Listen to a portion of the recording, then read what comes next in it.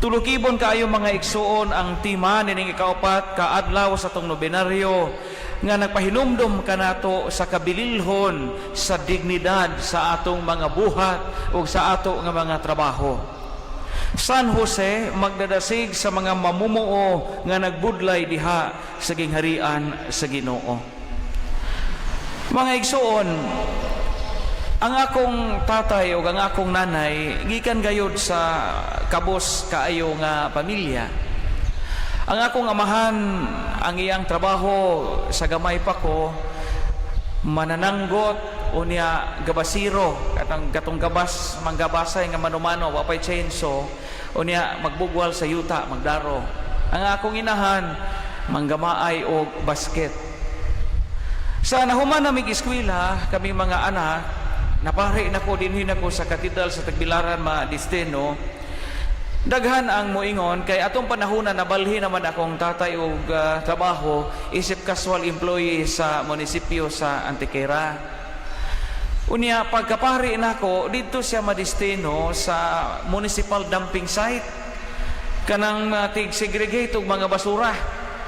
Kanang di ba biodegradable, non-biodegradable, sa panang uban mga hazard. Moto ilang trabaho. Niraghan ang moingon nako, Father, paundangan na imong tatay trabaho anang basurahan.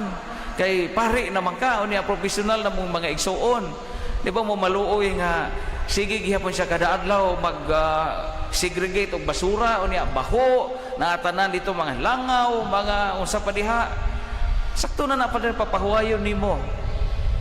Pero sa akong pagtimbang-timbang o pakigahinabi po sa akong mga igsuon, nagkasabot mi nga dili na mo paundangon ang mga amahan og trabaho dito sa municipal dumping site bisag nga professional nami makasuporta nami sa ilang panginahanglan ni nanay tungod sa usa ka rason o usa ka hinungdan. Gusto namo nga ikapakita sa kadaghanan nga ang trabaho sa akong amahan bisan og naara siya tig segregate og basura sa municipal dump site sa Antequera naay dignidad o naay bili. Kay mao kini ang trabaho o buhat nga among gikabuhian o pinaagi sa pagpato sa singot sa akong mga ginikanan. Nahatagan pod mi nila og maayong kinabuhi og nagkapaeskwela pod namo nga mga anak. Mao kini ang tema nga atong pamalandungan karon, ang dignidad sa pamuo nga gipuy-an ni San Jose. Si San Jose mga igsuon na ila diha sa Biblia, labi na sa Visayan translation nga Jose ang panday. Pero ato ning klaruhon kay kini magong panday, Visayan translation ni sa original nga Greek New Testament nga diin ang gihulagway ni San Jose didto sa original Greek nga version aning maong ebanghelyo. Si San Jose is ginganlan og tekton. T-E-K-T-O-N, tekton. Naghubaron sa English ang Greek word nga tekton, ang ipasabot anay siya skilled artisan. Nga si San Jose dili panday nga pariha na magamaag bahay nato karon imo man ay panday. Ay ubang panday sip-sip no kana di matupong ng ilahang trabaho mo ngaibot gihapon. Ay pay ubang gani magbinuang mangawat paglansang no. Pero si San Jose, usa ka tekton.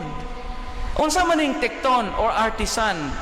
Si San Jose, usa ka klase sa tao nga kamao bisag unsay imong ipabuhat.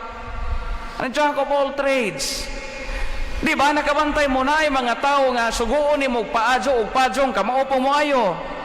Suguon nimo nga paripiron og plansa nga guba, kamao pod mo ayo. Paayuhon nimo og lamisa nga nahirig ang haligi, kamao pa mo ayo. Mao to si San Jose. Usa ka tikton. Dili panday lang nga kanang manggamaay bay, but he knew practically all kinds of work. Bisag unsang matang sa trabaho nga diin siya makakita sa iyang kapanginabuhian. Saint Joseph was a tekton, artisan. Payuhon ni mo guba nga sugang, kamao. Payuhon ni mo daro nga napangag, kamao. May mga tao nga ingon ana, Unya katong trabaho ug buhat ni San Jose, mga igsoon, mao to yang gibuhi sa iyahang pamilya, ang Sagrada Pamilya, ang balaang banay ni San Jose, ni Santa Maria ug ang batang Jesus. Pinaagi sa ilang paghago, iyang paghago ug pagbudlay, pagpamuo, nahatagan og dignidad ang iyang pamilya, nakakaon sila og nabuhi ug labaw sa tanan, nahimong dungganan. Mao ni atong pamalandungan. Kita lain-lain matag mga trabaho ug mga gibuhaton.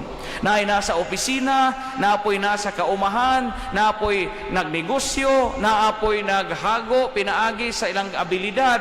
Lain-lain tag mga trabaho, lain-lain tag mga pamaagi diha sa tong pagpamuo.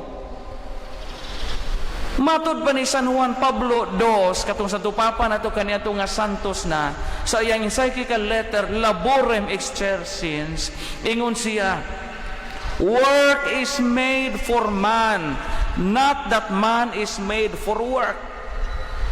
Ang trabaho gibuhat alang sa tao, pero ang tao wala mog naaron himong ulipon sa trabaho.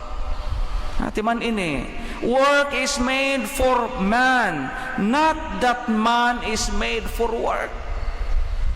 So kung ang atong trabaho, ang atong mga buhat, nakaulipo nato, nakaguba na sa atong kinabuhi o panglawas, o nagiulipon ta sa ubang mga tao pagpatrabaho alang sa ilang kaayuhan o kabulahanan lamang, ug wa na kini makatabang sa dignidad sa tao, dili na maayong trabaho.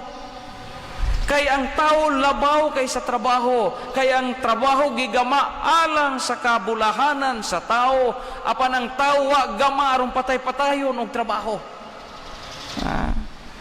Mao ni pamalandong nato ning kaupat ka adlaw sa nobenaryo ni San Jose. Mga igsuon, ampingi ang inyong mga trabaho.